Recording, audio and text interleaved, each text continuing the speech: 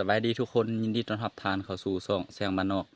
สำหรับวิดีโอนี้ที่พาทุกคนไปติดตังหนูหรือว่าติดเกาหนูวัตถุดิบเราก็มีตังหรือว่าเกาหนูเนาะนี่เดี๋ยวสิพาทุกคนใส่ตังว่าสิมาหรือบ่มาติดตามรับชมนำกัน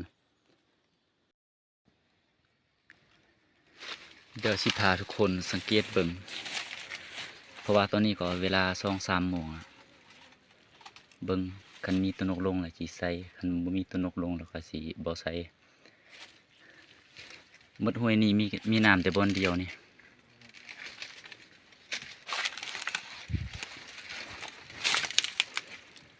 น่าจะมีบ่เนาะ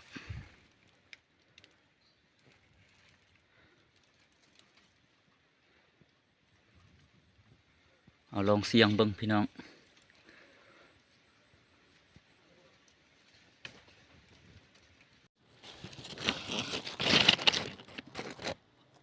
เอาลองเสียงเบิ่งเนาะ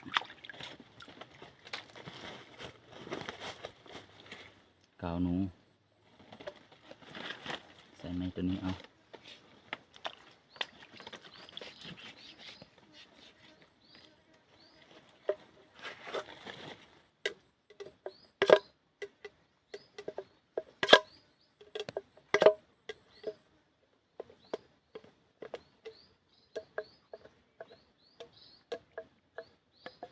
นี่คือวิธีใส่เนาะ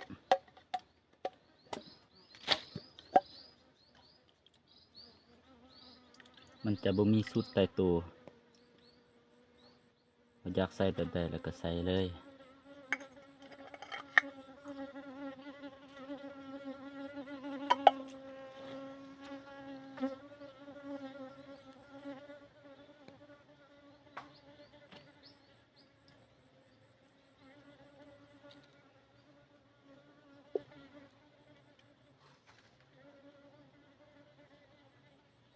ประมาณนี้นะ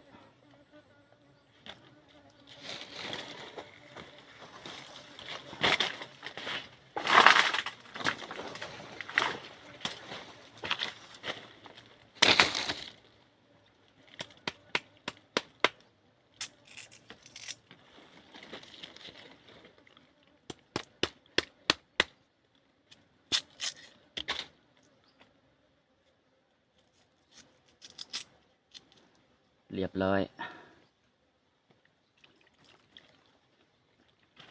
ไปต่อ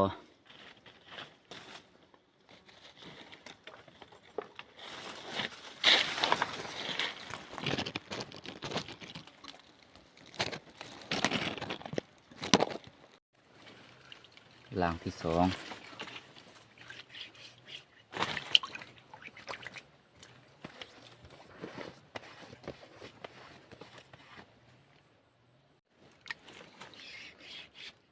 มาต่อกันเลยล่างที่2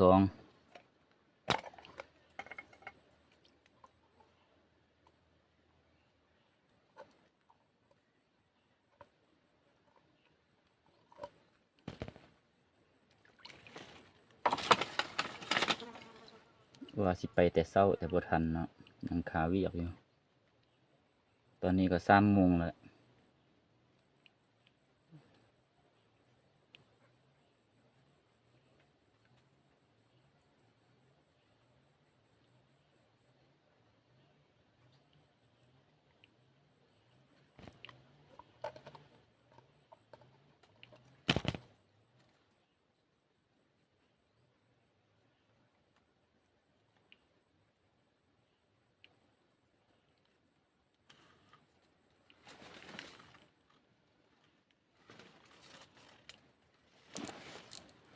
ค่อยจะบ่ใส่ต่ำปานใดเนาะใส่เอาพอดีหน่อยนึงห่างจากน้ำนี่ประมาณ15 เซนเนาะบางคนใส่เขาจะใส่ต่ำกว่านี้นิดนึงแต่สูตรค่อยใส่ต่ำนิดนึง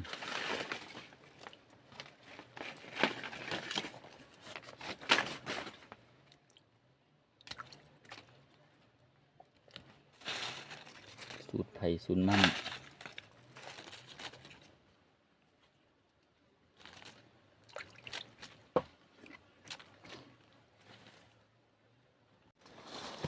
อันที่สาม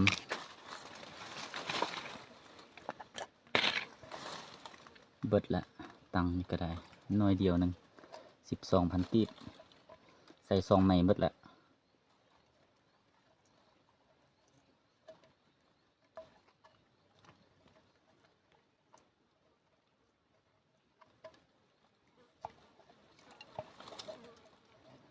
จะได้ตื่มบ่ไม่หนึ่ง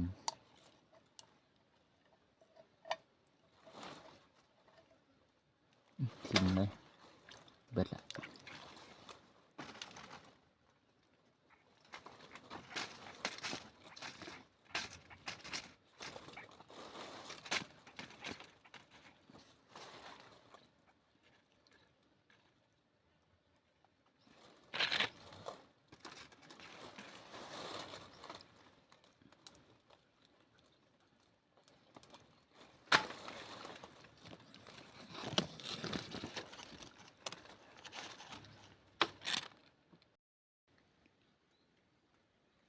กับประมาณนี้เนาะ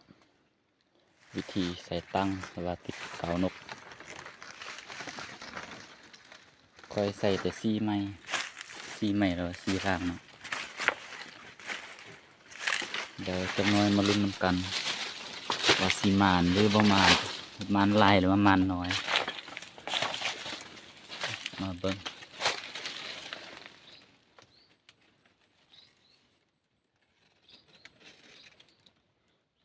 พอดีหาล่างหรือหาไม้เนาะเดี๋ยวจะน้อยลุ้นน้ำกันทุกคนผ่านไป1 ชั่วโมงตอนนี้เราไปลุ้นน้ำกันว่าสีถึกหรือบ่ถึกไป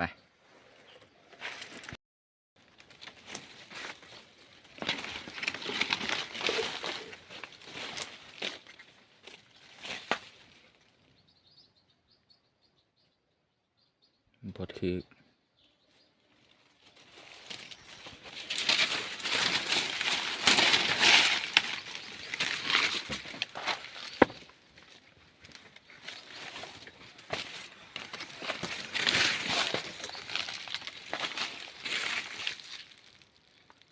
ถึกแต่ตัวเดียวไปมัดตังเนี่ย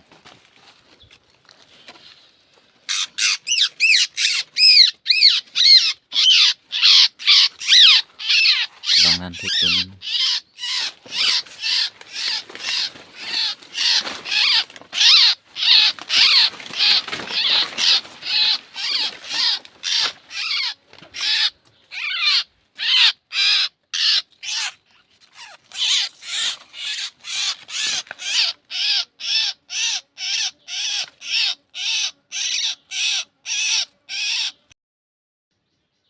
มายามหอบซอง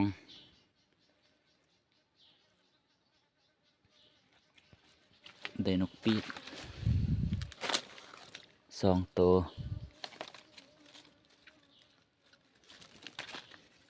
ปีด